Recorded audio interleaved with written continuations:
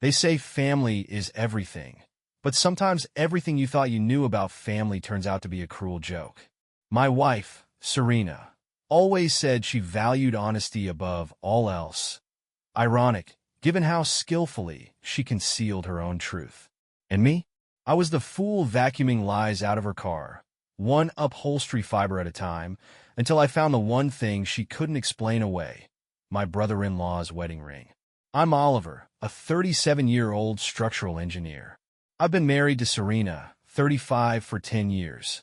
We have 2 kids, Ethan, who's 8 and obsessed with dinosaurs, and Lily, who's 5 and can charm anyone with a single giggle. Serena is a photographer. Well, technically, she calls herself a visual storyteller. Her job often involves quirky projects and collaboration with people from all walks of life. One of her most frequent collaborators was Darren, her sister Eliza's husband.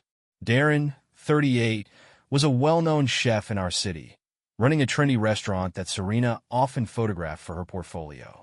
She'd spend hours raving about how talented Darren was, how he understood lighting and angles better than anyone she'd worked with. I took it as admiration, maybe even professional respect. What I didn't realize was that their business meetings had little to do with food styling and everything to do with their personal appetites. The day I found Darren's wedding ring, it wasn't even on my radar to suspect anything. Serena had taken the kids to her sister Eliza's house for the weekend. She had insisted I stay home and relax, citing my long hours at work. While cleaning out her car, a task I always did when she took trips with the kids, I found it tucked between the seat cushions. My first thought was innocent enough. Maybe Darren had dropped it while helping her load up the kids. But then the questions started to creep in. Why hadn't Darren noticed it was missing? How could something as significant as a wedding ring go unmentioned? And why did Serena seem a little too eager to spend weekends away under the pretense of catching up with family? The nagging thoughts turned into sleepless nights, and sleepless nights turned into a plan. I needed to know the truth, but I couldn't confront her without evidence. If Serena was lying to me, I wasn't going to let her walk away unscathed. For the next week, I paid closer attention to her behavior. I noticed how often her phone buzzed with notifications when she thought I wasn't looking. I started checking her calendar and noticed an odd pattern of meetings with Darren, even during times that didn't align with her usual work schedule. Still, I told myself I was being paranoid. After all, this was Serena, my Serena. The woman who used to leave sweet notes in my lunchbox and dance with me in the kitchen when the kids were asleep. But the doubts refused to fade. Late one night, when Serena was in the shower, I mustered the courage to check her phone. It was locked, something it had never been before. I tried a few guesses at her passcode, my birthday, her birthday, even our anniversary, but none worked. The locked phone was a red flag, but it also raised my determination to uncover what she was hiding. That's when I remembered her laptop. Serena rarely used it for anything other than editing photos, but it wasn't password protected. When I opened her email, I found what I was looking for, or rather, what I was afraid to find. Among the usual work correspondence was a string of messages with Darren. At first glance, they seemed innocent enough, discussions about upcoming shoots, menus, and event details. But the tone of their emails quickly shifted. There were inside jokes, compliments, and little details that hinted at a deeper connection. Darren wrote about how much he valued their time together, how she made him feel alive. Serena responded in kind, thanking him for his support and for understanding her in ways others couldn't. My stomach turned as I read each word, the betrayal dripping from the screen like poison. The emails hinted at meetings outside of their supposed work sessions, dinners, late-night conversations, even a weekend at a secluded location to focus on the project. I couldn't deny the truth any longer. This wasn't just a professional relationship. My wife and my brother-in-law were having an affair. I sat there, staring at the glowing screen in the dark, feeling a mixture of rage, disbelief, and humiliation. They hadn't just betrayed me. They had betrayed Eliza, my sister-in-law, who had been nothing but kind and supportive of Serena. The irony was almost unbearable. Serena, who always preached about honesty, was hiding the most devastating secret of all. I knew confronting her now would lead to denials, excuses, and lies. I needed more. something concrete, something she couldn't talk her way out of. So I began documenting everything. I forwarded the emails to myself, took screenshots of the conversations, and saved every piece of evidence on a private drive. Serena returned from her weekend trip none the wiser, smiling as she recounted how wonderful it had been to spend time with family. I smiled back, my face a mask of calm, but inside, a storm was brewing. She had no idea that her perfect little facade was beginning to crack. And when it finally crumbled, I'd make sure the fallout was unforgettable. There's a moment when disbelief gives way to an unsettling certainty, and that's where I found myself after confronting the damning evidence. My wife Serena wasn't just careless in her betrayal. She was arrogant, flaunting her relationship with Darren in ways I had foolishly overlooked. But now, there was no looking away. I couldn't do this alone. Darren wasn't just my wife's lover. He was Eliza's husband, and I owed it to her to share what I'd uncovered. She deserved to know the truth as much as I did. But how do you break someone's heart while trying to hold your own together?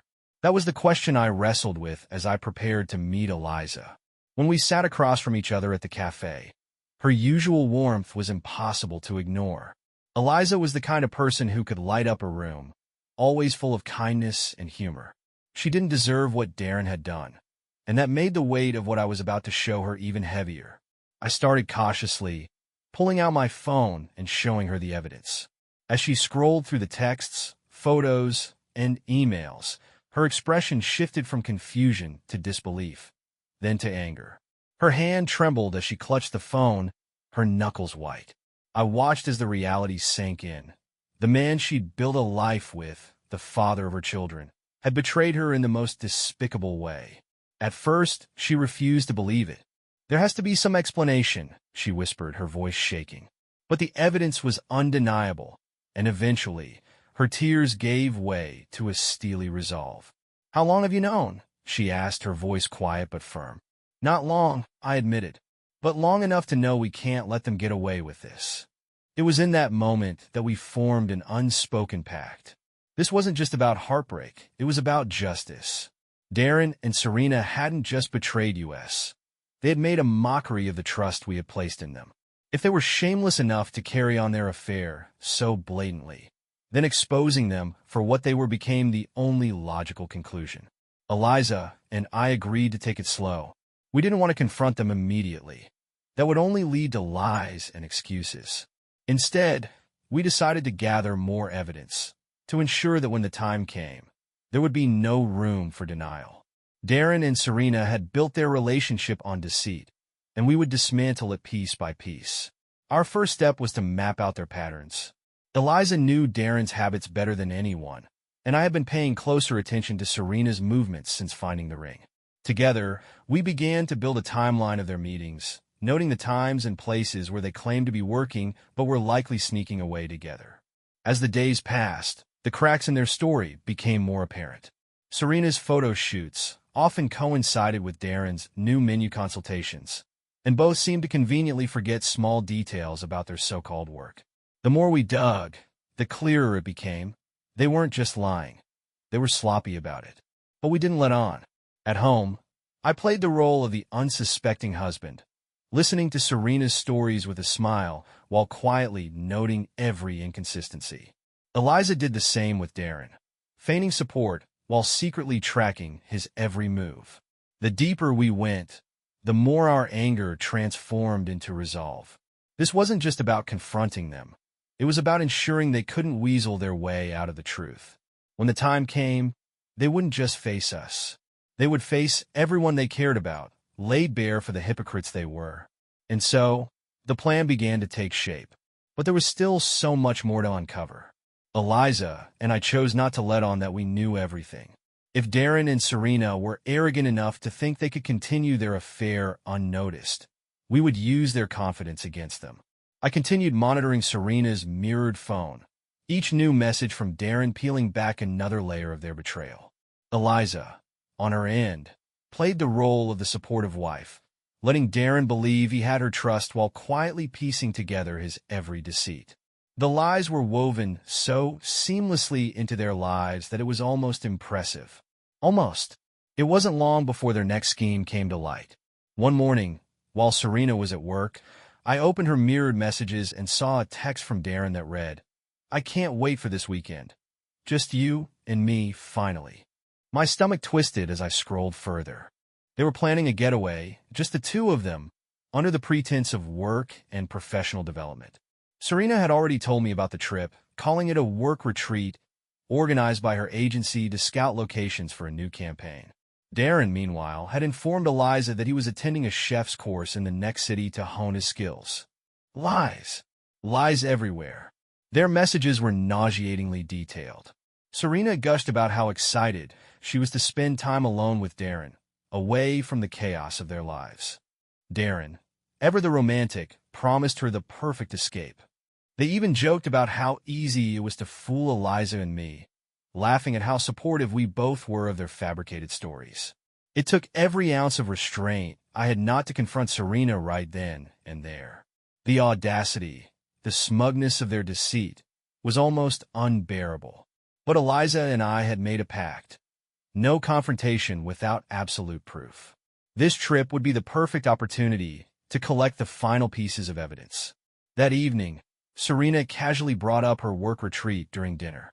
She mentioned how she'd be gone for 3 days, rattling off details about the team she'd supposedly be traveling with and the locations they planned to visit. I nodded, feigning interest, while mentally noting every word. She was an excellent liar. I'll give her that, but not good enough to outsmart me. Meanwhile, Darren was spinning his own web of lies at home. Eliza told me later that he'd mentioned the chef's course, as if it were the opportunity of a lifetime. It's all about staying competitive, he'd said, pitching the idea as a way to elevate his career. Eliza played along, her poker face flawless, even as her heart broke at the betrayal.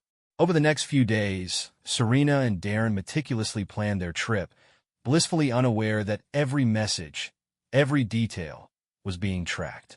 They coordinated flights, booked a cozy hotel, and even discussed which alibis would be most convincing. Serena suggested telling her coworkers she'd be out of town for a family event, just in case I tried to contact them. Darren, ever the charmer, assured her that Eliza wouldn't suspect a thing. After all, she'd never questioned him before. The more I read, the more their arrogance astounded me. They truly believed they were untouchable, that their lies were so perfectly constructed that we'd never see through them. But every text, every smug comment, only added fuel to the fire Eliza and I were preparing to ignite. As the departure date approached, Eliza and I doubled down on our efforts. She discreetly checked Darren's travel plans, confirming that he'd booked a flight matching the one Serena had mentioned in her texts. I, in turn, went through Serena's laptop and found emails detailing the retreat, complete with fake itineraries she prepared in case I asked too many questions. It was almost comical how far they'd gone to cover their tracks, yet their carelessness left breadcrumbs everywhere. The lies weren't just about the trip. They were woven into every aspect of their lives. Darren's text to Serena often included complaints about Eliza, painting her as distant or distracted, while Serena described me as oblivious and overly trusting. It was as if they needed to justify their actions by vilifying us, rewriting their own narratives to absolve themselves of guilt. But their justifications didn't matter. What mattered was the truth, and soon, everyone would see it. On the night before their trip, Serena packed her suitcase with a practiced ease that made my stomach churn. She kissed me goodnight, thanking me for always supporting her career. I smiled and told her to have a safe flight, my voice steady despite the storm brewing inside me. She had no idea that her carefully constructed story was about to collapse. Eliza, too, played her part perfectly, wishing Darren luck on his course and even offering to drive him to the airport.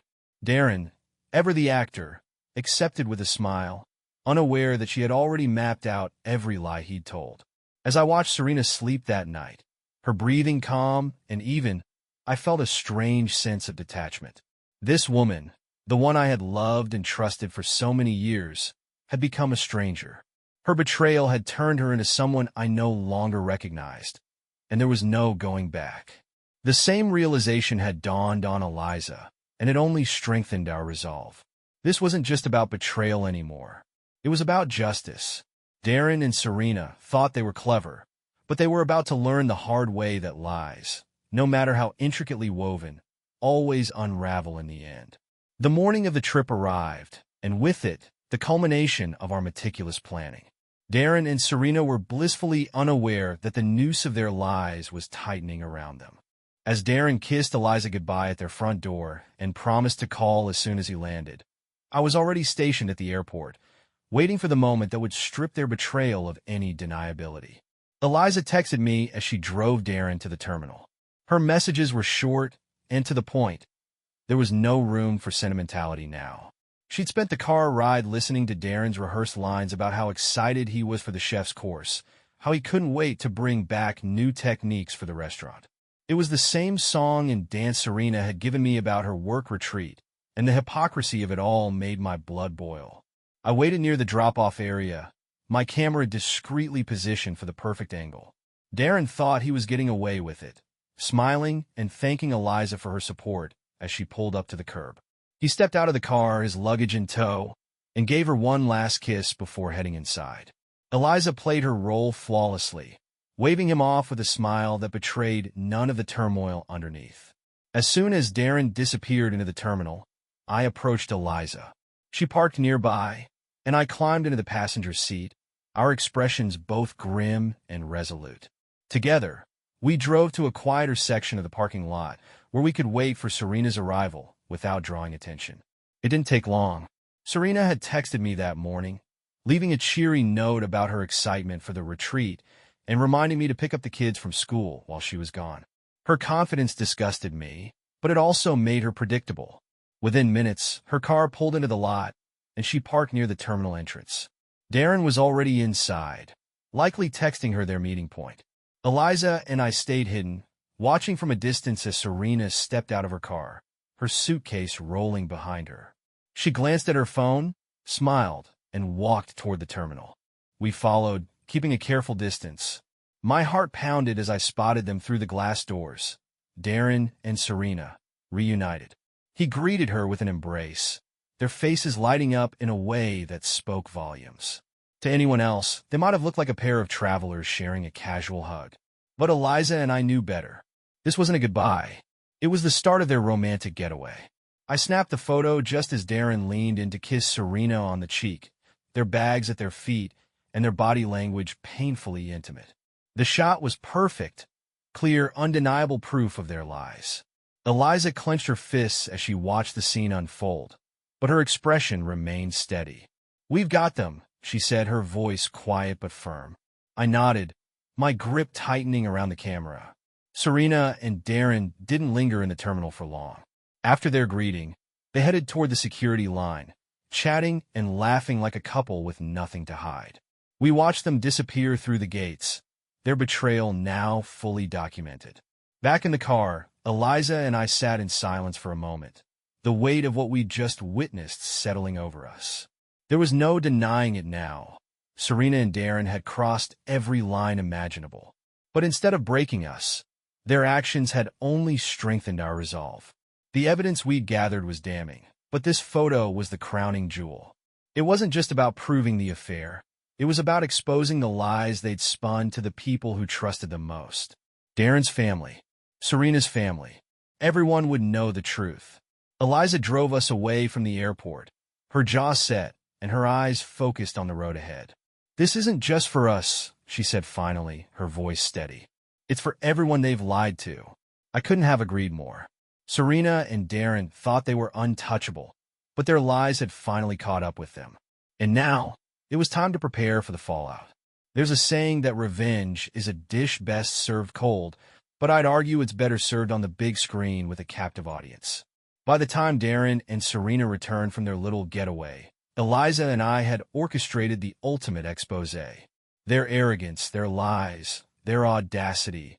It was all about to unravel in the most cinematic way possible. Eliza and I had reached out to family members under the guise of organizing a special event.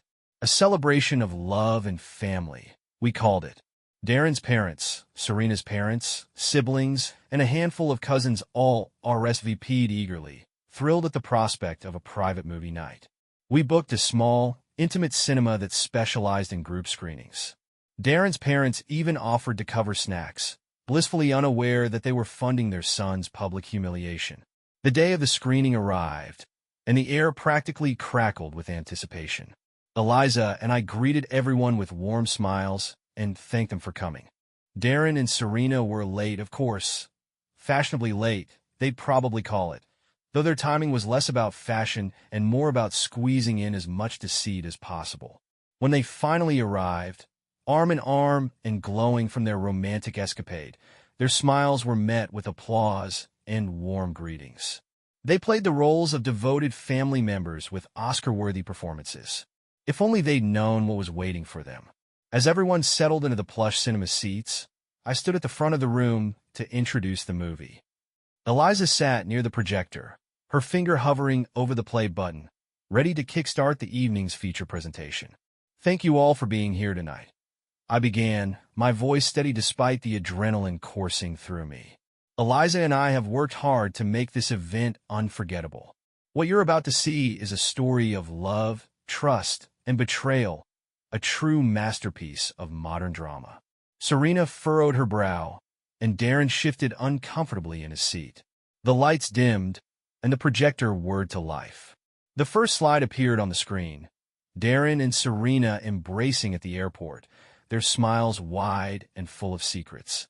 Gasps rippled through the audience. Serena's father muttered, "What is this?" while Darren's mother covered her mouth, her eyes darting between the screen and her son. "Ah, yes," I said, the edges of my mouth curling into a smile. Our story begins at the airport, where two star-crossed lovers, both already married, embark on a romantic getaway. No, folks, this isn't a work retreat or a chef's course. This is deceit, plain and simple. Eliza clicked to the next slide, a string of text messages, complete with emojis and nauseating pet names. "Can't wait to see you," one message read. "Finally some time alone," replied the other.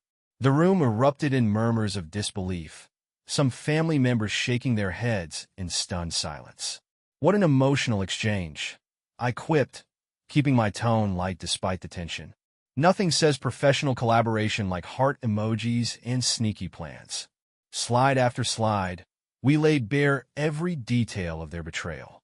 Photos of their dinners, receipts for their hotel stay, and of course, the video of them laughing and toasting their success in the hotel room. The footage silenced the room completely. No one looked at Darren or Serena now. Only the screen, as if hoping the truth could somehow be different. Darren's father broke the silence with a growl. "Is this some kind of joke?" he demanded, glaring at his son. "Because if it is, it's not funny." "Oh, it's no joke," Eliza said, her voice sharp. "This is what Darren and Serena have been doing behind our backs for months. This is what they've reduced us to, a spectacle of their lies." Serena tried to speak, but her words faltered as another damning text appeared on the screen. "Oliver and Eliza have no idea. They're so clueless it's almost funny." "Well," I said with mock cheer, "looks like the joke's on you now." The final slide was a collage of Darren and Serena's most incriminating moments. Their kiss at the airport, their cozy dinner date, and the selfie they'd taken in the hotel room, captioned "Living the Dream." By the time the lights came up, the room was a battlefield of emotions. Darren's mother sobbed quietly into her hands, while Serena's father looked ready to explode. Darren and Serena, meanwhile, sat frozen, their faces pale as ghosts. Their perfect masks had been ripped away, leaving nothing but the ugly truth. "You betrayed us," Eliza said, her voice calm but cutting. "You betrayed this family, and you laughed while you did it. Well, who's laughing now?"